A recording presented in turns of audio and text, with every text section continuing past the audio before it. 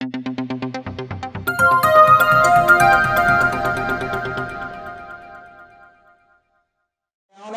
ధైర్యం ఉంటే ఎమ్మెల్యే పదవికి రాజీనామా చేసి తోట తిరుమతులు గారి మీద గెలిచి నీ సత్తా ఏంటో చూపించమని మేము కోరుతున్నాం. మరొకసారి ఇటువంటి అనుచితమైన వ్యాఖ్యలు చేస్తే పద్ధతిగా ఉండదని హితవు పలుకుతున్నాం. ఎందుకనంటే నువ్వు కుక్కలని ఒక మాట అన్నావు. కుక్కలకి ఒక అలవాటు ఉంటది, మన గుమ్మం ముందుకు వస్తే చీ అంటున్నా కానీ మళ్ళీ గుమ్మం ముందుకు వస్తూనే ఉంటది.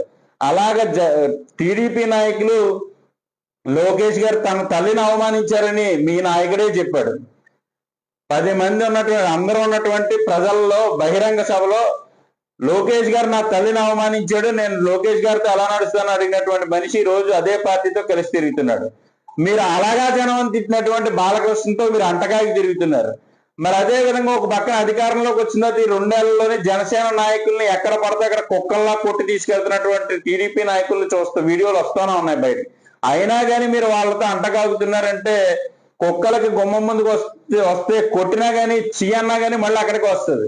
అలా మీరు వాళ్ళ చుట్టూ తిరుగుతున్నారు. మరి కుక్కలు ఎవరనేటువంటిది మిమ్మల్ని మేము సంబోధించం కానీ మేము అంత ఇది లేకుండా గౌరవం లేకుండా ఉన్నటువంటి మనుషులం కాదు. కానీ మీరు ఆలోచించుకోండి, కుక్కలు ఏ విధంగా ప్రవర్తిస్తాయి, ఎవరు ఏ విధంగా ప్రవర్తిస్తున్నారో ఎవరి కుక్కలో మీకే తెలుస్తుంది.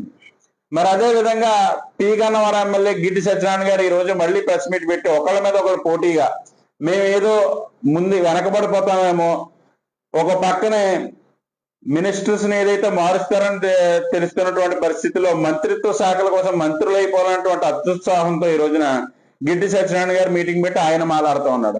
గిడ్డి సత్యనారాయణ గారు మీ నియోజకవర్గంలో 2 ఏళ్లుగా జరుగుతున్నటువంటి అవినీతి గురించి ప్రతిరోజు పత్రికల్లోని సోషల్ మీడియాలో వస్తూనే ఉంది.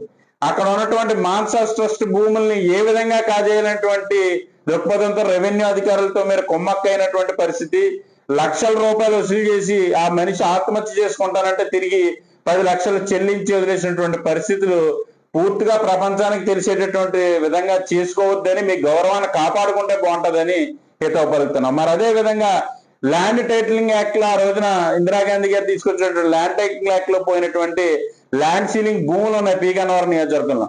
ఆ భూముల్ని కాజేసేటువంటి విధంగా మీరు చేస్తున్నటువంటి ప్రయత్నాలు రెవెన్యూ యంత్రాంగాన్ని మీరు బెదిరిస్తున్నటువంటి పరిస్థితులు మీ కూడా ఉన్నటువంటి నాయకులే ఈ రోజు బయట చెప్తున్నటువంటి పరిస్థితి. ముందు మీ మీద ఉన్నటువంటి మచ్చలను కడుక్కుని అప్పుడు తర్వాత జగన్మోహన్ రెడ్డి గారి గురించి వైసీపీ నాయకుల గురించి మాట్లాడితే బాగుంటుందని హెచ్చరిస్తా ఉన్నాం.